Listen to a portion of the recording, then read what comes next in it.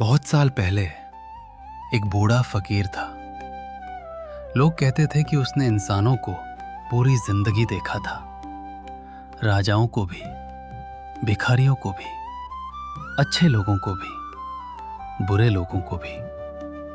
और उसने एक अजीब बात नोटिस की थी। जिन लोगों को दुनिया सबसे अच्छा कहती थी, वही लोग कभी कभी सबसे खतरनाक निकलते थे।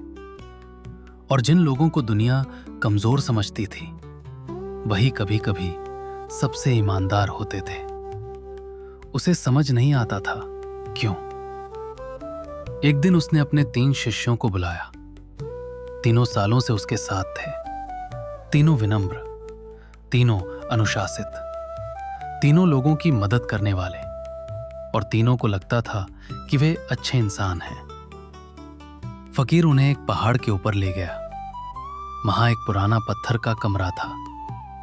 कमरे के बाहर एक बड़ा लोहे का दरवाजा, और दरवाजे के पास एक चाबी। फकीर बोला, इस दरवाजे के पीछे तुम्हें वो चीज मिलेगी जिसे तुम जिंदगी भर खोजते रहे हो। पहला शिष्य बोला, धन? फकीर मुस्कुराया, उससे भी ज्यादा। दूसरा बोला, ज्ञान? फकीर फिर मुस्कुराया, उससे भी ज्यादा। तीसरा बोला, मुक्ति? फकीर ने कोई जवाब नहीं दिया, बस चाबी की तरफ इशारा कर दिया। लेकिन एक नियम था, जो भी अंदर जाएगा वो 1 घंटे तक अकेला रहेगा, और अंदर जो कुछ भी करेगा उसके बारे में किसी को कभी पता नहीं चलेगा। कभी नहीं, ना फकीर को, ना दुनिया को, ना किसी और को, जैसे वो हुआ ही नहीं। तीनों ने एक दूसरे की तरफ देखा। उन्हें लगा, ये तो आसान है, हम तो पहले से ही अच्छे इंसान हैं। सबसे पहले पहला शिष्य अंदर गया। 1 घंटे बाद बाहर आया, खामोश, लेकिन उसकी आंखों में एक अजीब चमक थी। फिर दूसरा गया, वो भी वापस आया, खामोश।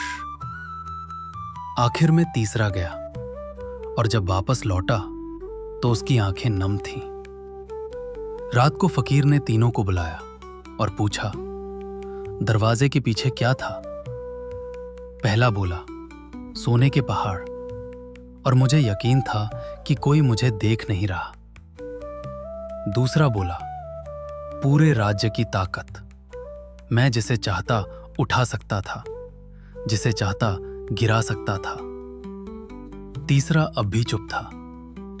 फकीर ने उसकी तरफ देखा, और तुम? लंबी खामोशी के बाद उसने कहा, मैं डर गया था। सभी हैरान थे। उसने धीरे से कहा, मैं अंदर गया था ये सोचकर कि मैं बहुत अच्छा इंसान हूं, लेकिन जब मुझे यकीन हो गया कि कोई मुझे देख नहीं रहा, तो मेरे अंदर ऐसे विचार आए जिनके बारे में मैंने कभी सोचा भी नहीं था।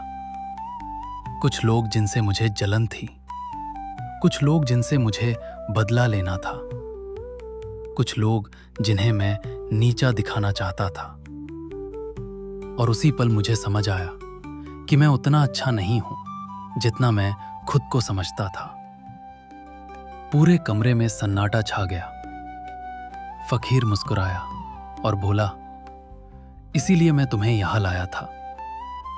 दरवाजे के पीछे सोना नहीं था, दरवाजे के पीछे ताकत भी नहीं थी, दरवाजे के पीछे तुम खुद थे। तीनों उसकी तरफ देखने लगे। फकीर ने अपनी आखिरी बात कही, और शायद वही पूरी कहानी का सार था।